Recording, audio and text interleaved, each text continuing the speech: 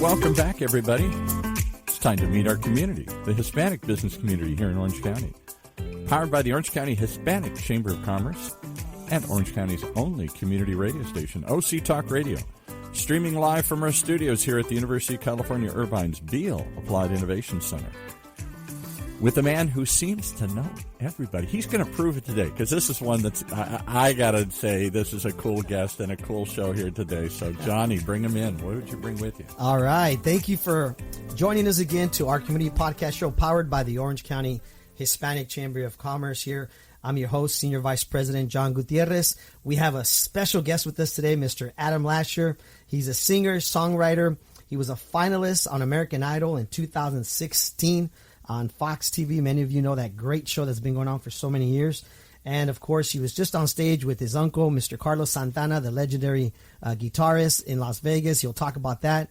And so let's welcome Mr. Adam Lasher. Thank you for being here, Adam. Hey, thanks for having me, John. How's it going? Good, good. And, of course, we want to thank you on behalf of our chamber because you've always supported our Estrella Awards Gala. Oh, yep. Yes, and you had a young lady performing with you last time, right? Did I have it last time? Or I think 2 times ago I couldn't make it, and so I had a girl cover for me. Oh, is that what it was? Okay. Yeah. Yes. Valeria Falcone. I found her as I was looking for a bass player as a sub, and I was going through on Facebook my Berkeley College of Music alumni, and I was just like, hey, I need a bass player for something. Yeah. And I saw this girl playing, and I don't know, she must be like 23 or 24 or something. She did a great job. She did a great job, and I was looking for a bass player, and I heard her sing, and I was like, man, this girl's so good, and she's like killing it, and she's like, I have my dad's bass, and it's this like 74 like Fender P bass, which is like a very cool vintage bass if you're a music nerd. And I just heard her playing, and I was like, man, this girl's gonna I gotta get this girl playing for me because she's the real deal. And then sure enough, too, I see later on, I guess she's subbing. She plays bass for Harry Styles when his main bass player can't do the gig. So that's I awesome. see her sometimes playing with her, and I'm like, oh, my God, that's so cool. That is awesome. Yeah. Share with us a little bit. How'd you get into music, if you don't mind sharing with the audience here? Well, let's say I got into music because, I was always the tallest kid in the class, and everyone thought I'd be good at sports, and I just kept fouling everyone. I'd be like playing basketball and like hurting the other children. And it, and be like, oh, you should do sports because you're like, you're taller than everyone. And then music, when I think I did piano at 5 and then like sax in 3rd grade or whatever. But I think junior high, when I picked up the guitar, was the first thing that felt natural to me. I remember like the moment my teacher was like, oh, these are chords, this and that. But as soon as he told me like, okay, this is how you solo, this is how you improvise in a key, it was just, oh, this makes sense. It's like the first time something has actually made sense. That is, I'll tell you what. In my life.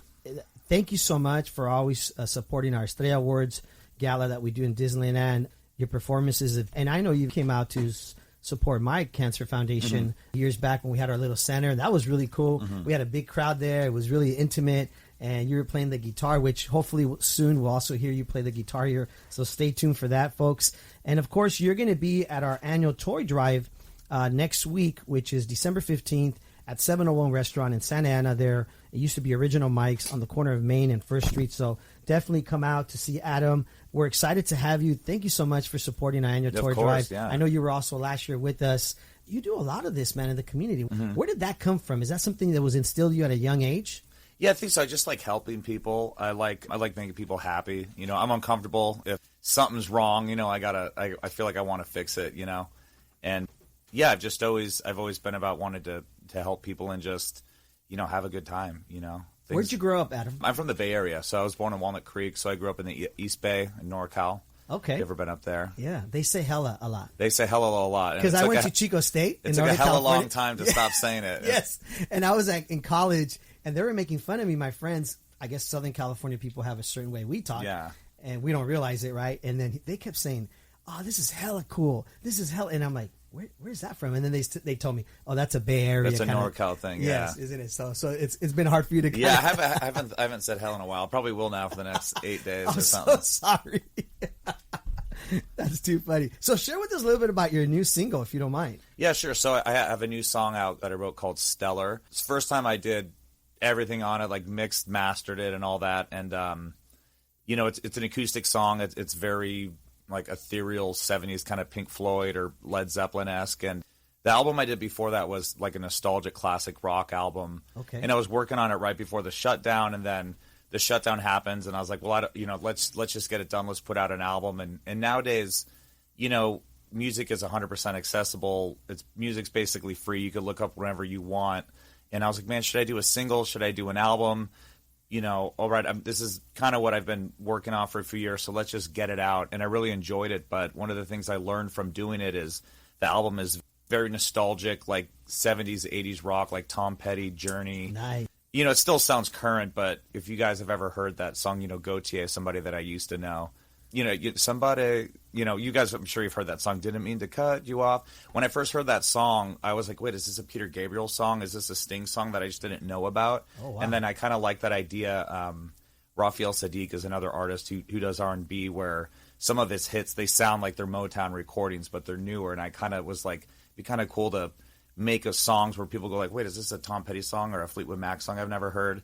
So that was kind of premise for that previous one. And so when I did this one, I just kind of got thinking more about when we released that album, it was during the shutdown, and it was kind of interesting to me because, everything stops during the shutdown, right? I mean, things go on, people make music, but it's like, you have these genres, and one of the like let's take like club or pop music, for example.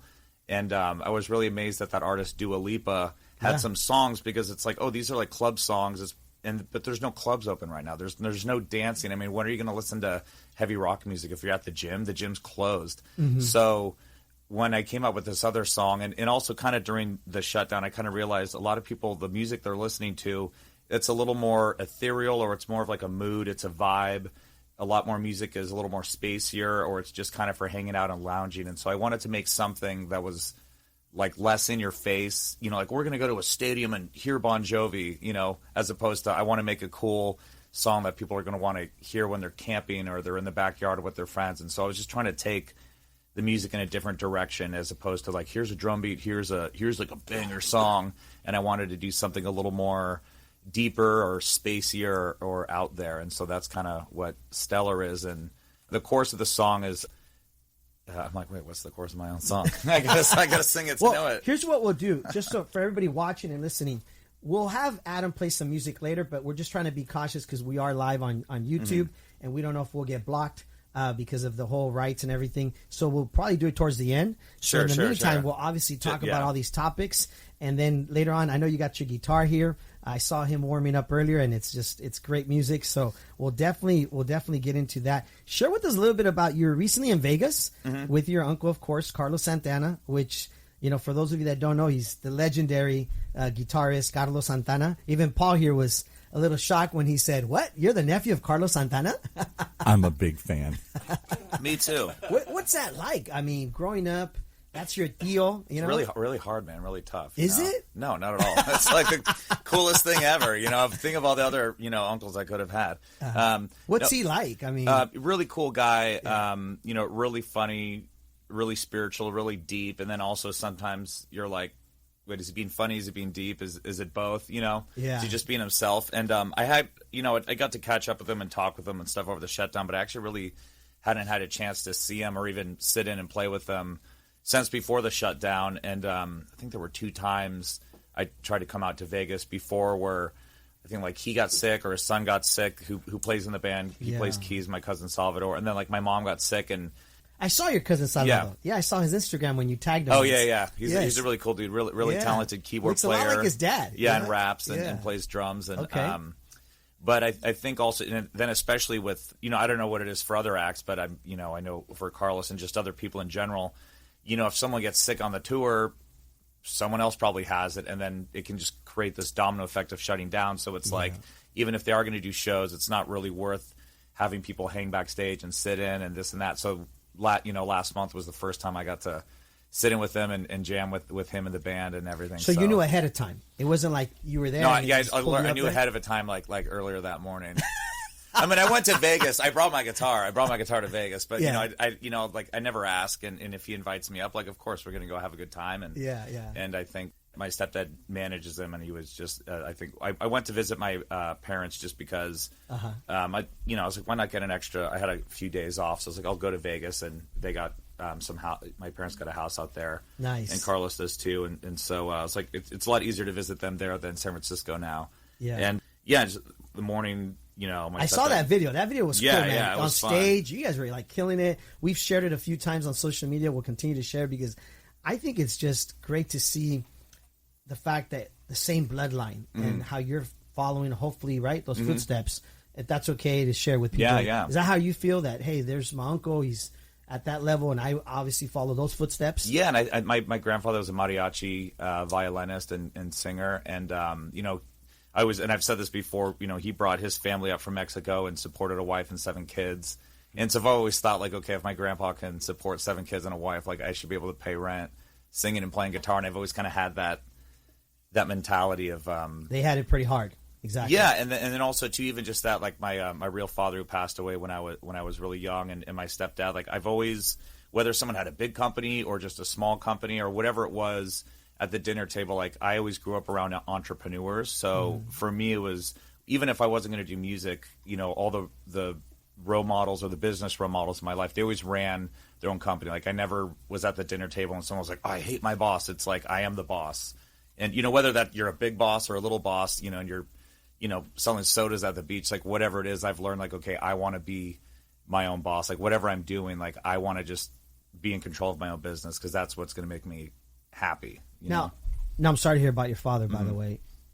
Did music play a huge role at a young age for you as a therapy, like losing your father at a young age? I think so, maybe. I think, yeah, definitely. I think in 6th and 7th grade, I started doing music a lot more, and I was getting in a little bit of fights, not like to my own doing. It's just, I'm not going to like get picked on. Yeah. But I think I found, I didn't really care much for sports. Like, I liked playing sports, but I just wasn't very competitive. I would like I'd beat someone in tennis and just like feel bad for him. I'm like, wow, this guy like really cares a lot more than me about this sport. His dad's looking mad at him. Like, just let him win, like, whatever. But then when it came to guitar, it was like, oh, this kid can play Stairway to Heaven and I can't. Like, oh, that's not going to happen. You play Stairway to Heaven? Yeah. Oh, yeah. Man, that's like one of my favorite songs. Yeah. So I think with music, that was the thing that really, my parents didn't have to tell me to practice. They didn't have to. It was more the other way around. It was like, if you don't do your homework, like, you can't practice. Where the other, it's usually the other way around. It really was, I think, it was a good avenue and kept me busy and kept me out of trouble as a kid, I'm sure. What was your first guitar that was given to you, or how did you come across the first? I know because my son, Jonathan, plays the guitar, and the first guitar he ever got a hand on was my dad's guitar that was in our garage. And he had been learning from my nephews and my niece, and it just so happened that he saw my dad's guitar that's sitting in the garage after my dad passed away. And he's like, is this Grandpa's guitar? And I'm like, yeah. So he started messing with it. It was old, beat up. And eventually when I saw he was dedicated, I went and got him a nicer guitar and a nicer guitar. How did you come across your first ever guitar? My first ever guitar, my brother started taking lessons first. And we had a guitar that, it was like a toy guitar. It didn't really stay in tune. It had like a little speaker connected to it. I think it was called the Terminator or something. And it wouldn't stay in tune. Nice. It was just and then I remember actually what we used to even do is because we didn't even know how to play guitar when we were really young. And, we'd have to go to bed and it would, turn off the lights, kids, like, stop talking, go to bed. This guitar would be really out of tune and it would sound ugly. So me and my brother, you remember those books, like Scary Stories to Tell in the Dark? I think Netflix has one. And, like the pictures are actually, they're these creepy ink blot Rorschach things that are, pretty creepy for kids, and they'd have like poems or scary poems. And so we used to read Scary Stories and just like, pluck the out of string guitars because it would sound all eerie. So actually first we were just kind of using it as like a as like a sound effect thing while we told scary stories. That's and then cool, man. Eventually, I think I started getting more serious. Carlos came out with Supernatural when I was probably like sixth grade. Oh wow. And then I think 7th grade it got really popular. Or maybe it was out for a little bit before it really blew up, and then I had gotten Carlos gave me a student guitar. And then later, when I was 16, he gave me one of his actual ones, that he wasn't using anymore. No way. And then, for me, that was like, how cool is that? The Holy Grail or whatever. The Holy Grail guitar. Yeah, exactly. Were you taking care of it? Like, oh yeah, still. You still have it? Oh, of course. Yeah. It's like I'll never. How many obviously- guitars do you own now? For our listeners, our viewers, what? I don't even know, but I think before the shutdown, I maybe had like 25 or something, and I've toned it down. I might have like 8 or 9 or 10 or 7. I really have no idea how That much is I have. cool, though. But they all have a story, right? Yeah, they have stores, and I love collecting guitars, and I also just kind of look at them like assets or like properties. And one thing that I love to do is I love to repair and collect vintage instruments. And if I see like a really cool Telecaster from the 70s or something, and I go, and it looks like a deal, and it's like, okay, well, I'll just buy it, and I could sell it later, or I could repair it. But I'm always buying and selling. And well, hopefully none of your guitars have ever gotten stolen yet. No, that'll never happen. Like your car did, right? No, I'll go Charles Bronson. I'll find him. You wanted us to share this story. It wasn't my topic, but I know this is funny, right? Your car got stolen recently. What? Yeah, my car went bye-bye. So it was actually the day I got back from Vegas. Like I woke up the next day, and yeah, my car was gone. And I was like, wow, well, that sucks. And that's crazy. Yeah, it was just a very, very like maybe I parked it. And I was like, no, I know I didn't park it anywhere. And luckily, I took everything out of the car. The car was completely empty. And it was like a 2015 Kia. And everyone was like, oh, I told you, they're doing that TikTok challenge where kids are stealing cars or something like that. I know, I guess they're easy to hotwire or something. Yeah. And I'm like, well, I know that. What am I supposed to do? Like, But luckily, the guy, whoever stole it, I guess they found him and arrested him, but the car was completely totaled and destroyed. Like gutted out? Yeah, oh man, like it looked like the bad guy from Spawn, that little clown guy, John Leguizamo. No it was way. like that guy was living in it. I mean, it had trash in it, like they cut the seatbelts off, just crazy, loony stuff. But I'll show you pictures. It's pretty hilarious. That's crazy. But it was so bad, I just laughed. It was so funny. And it was great too, because they marked it off as a total. I got a hybrid SUV now. Good for the environment. Wait. No, we're doing a fundraiser for Adam Lasher to get a new Ferrari. I mean, I don't have a car. He doesn't have a car. Let's get him a Ferrari. I'm on crutches. Yeah.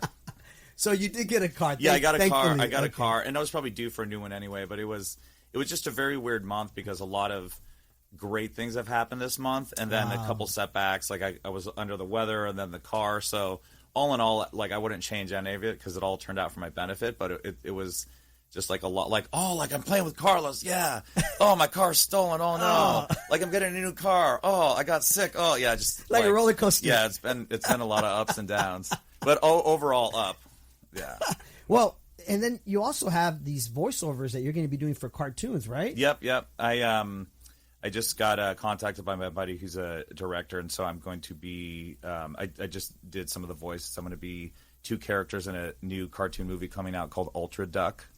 Nice. My buddy's the director, Sean Patrick O'Reilly, and I've heard that someone's going to be starring in. I don't know if that's official yet. I know I told you, but it'd be really cool if that is the same person. Oh, okay. Yeah, we know he loves tacos. Yeah, he likes tacos. Artist. That's AKA Machete. Yeah, is what they call that's him. what I may have or may have not heard. Little Duck told me. So yeah, I'm looking forward to that, and it's a character that I got to be in a previous film of his with Chevy Chase. It was like a Stanley production kids cartoon where I'm like a TV reporter, but I'm a red panda because it's an animal universe. Yeah. And I'm just like a TMZ type, annoying reporter, like, the one that's always in the TV or whatever. And, super happy to get to do that. I love doing voiceovers. I kind of got into it after I did American Idol. And can you share that story about American Idol? You shared earlier with us off the air how you got into the whole American Idol situation. Can you share the story with them? That'd be really cool. Because I think there's a lot of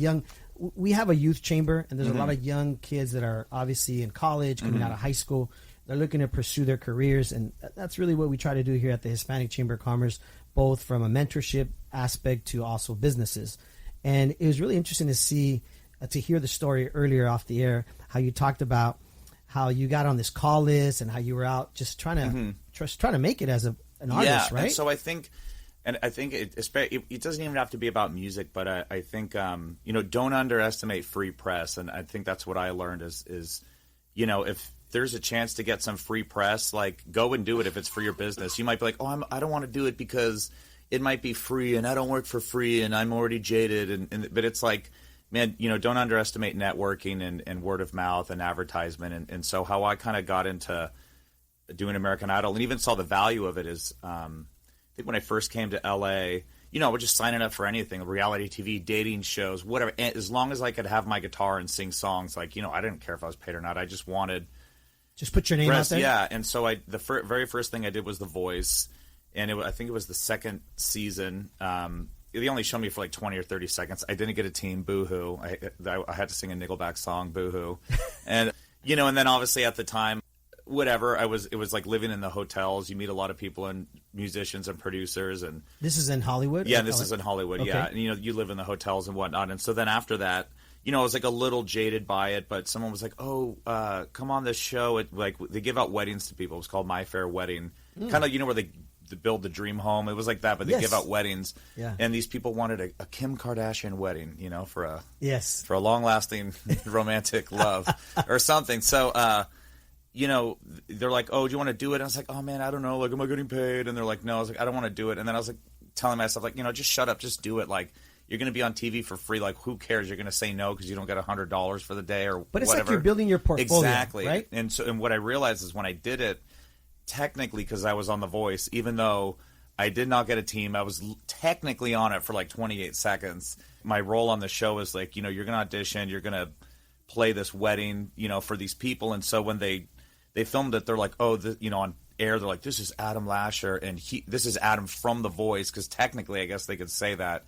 And he only does high-end weddings in Beverly Hills. I'd never been to Beverly Hills, never played a wedding.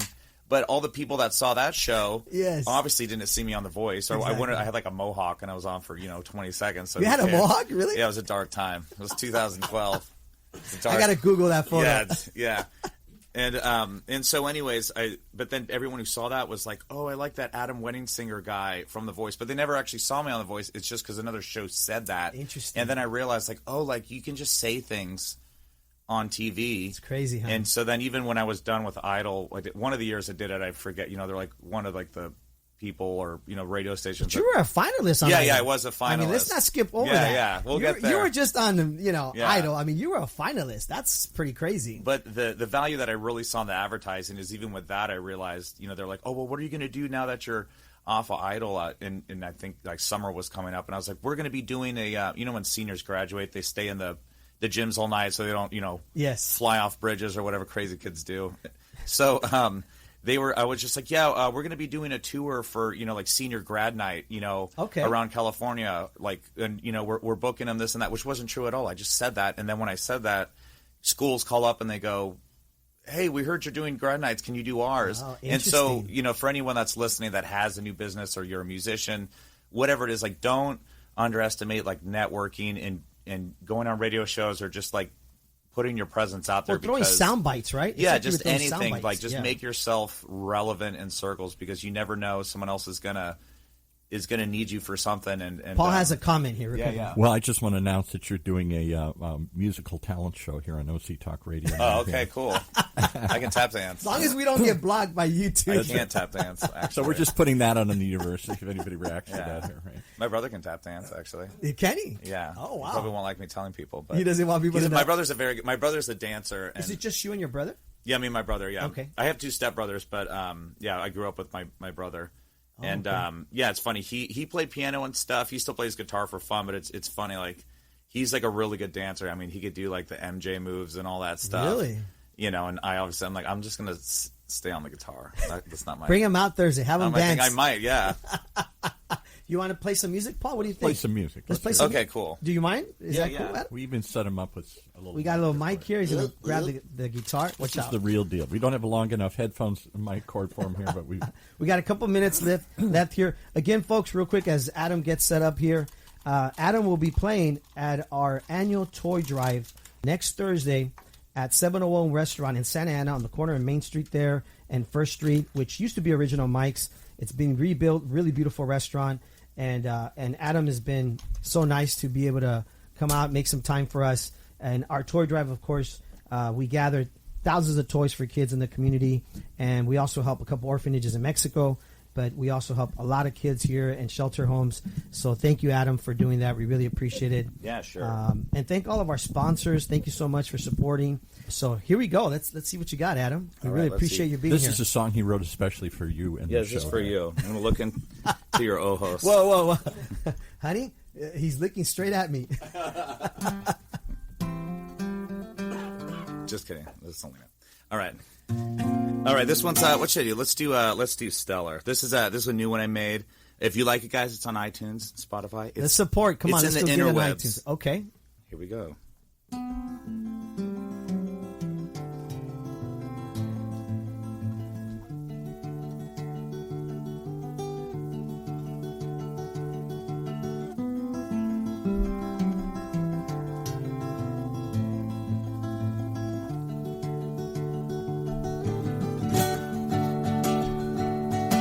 Take me to the place where stars are formed.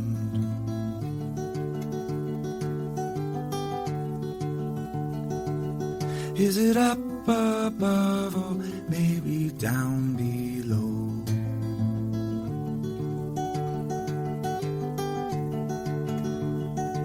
You always find your way back in your heart. It's told beneath the earth, down where the flowers grow.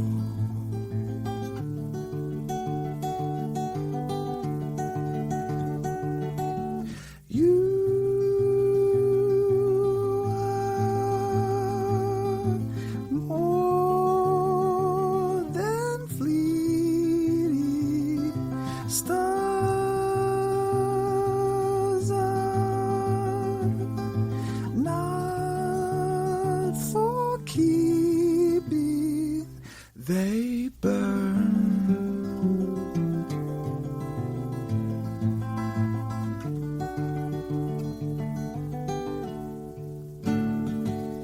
They burn.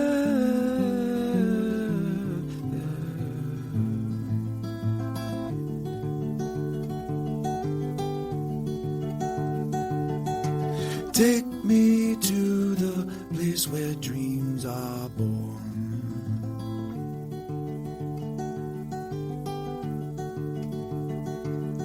Is it up above or maybe down below?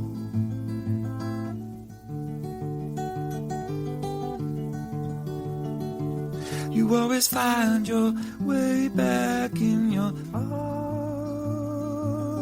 It's told beneath the earth, down where the flowers grow.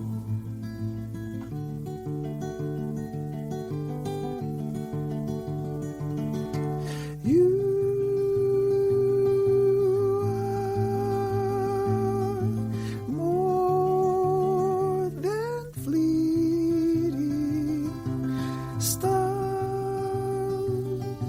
are not for keeping, they burn.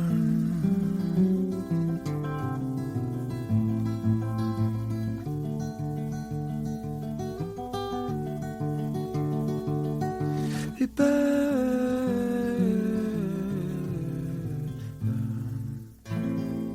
Wow. That Thank is you. awesome. Cue the applause there.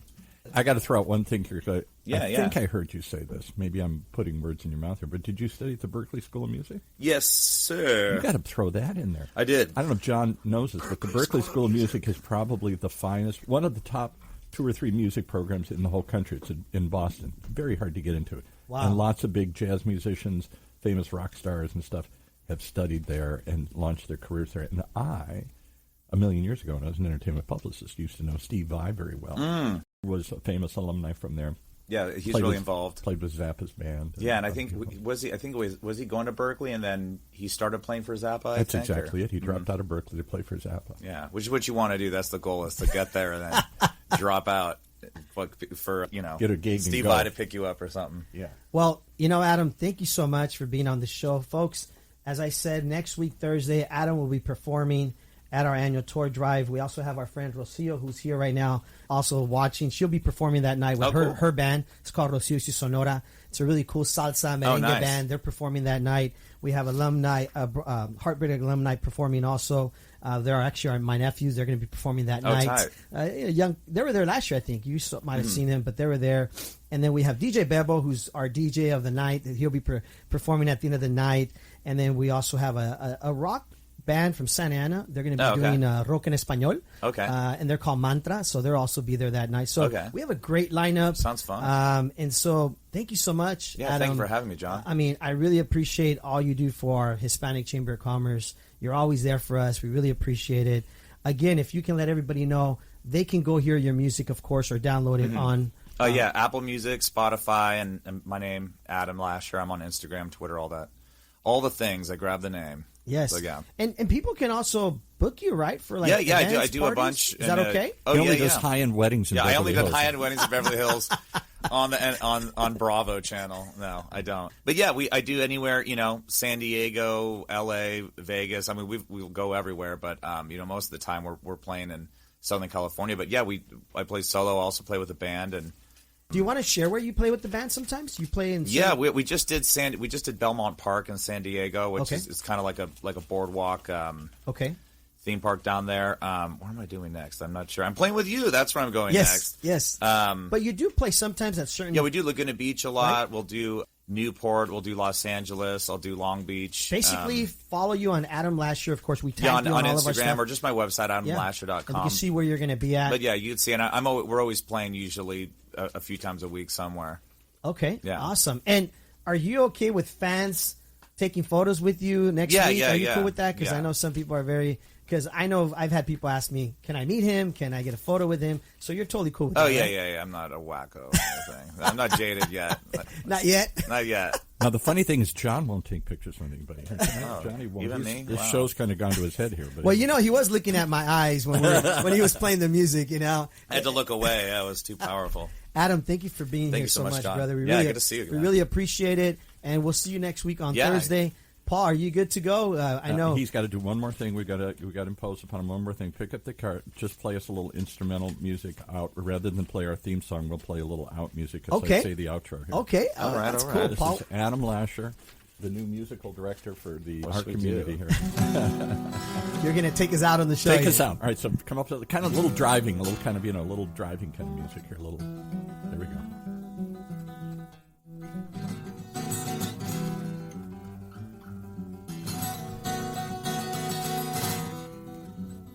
There you have it, folks. One more reason to tune in and meet our community, the Hispanic business community here in Orange County, powered by the Orange County Hispanic Chamber of Commerce and all the people they know. And Orange County's only community radio station, OC Talk Radio. Go support Adam Lasher. He's always supporting the community. Very much so. Thank you very much.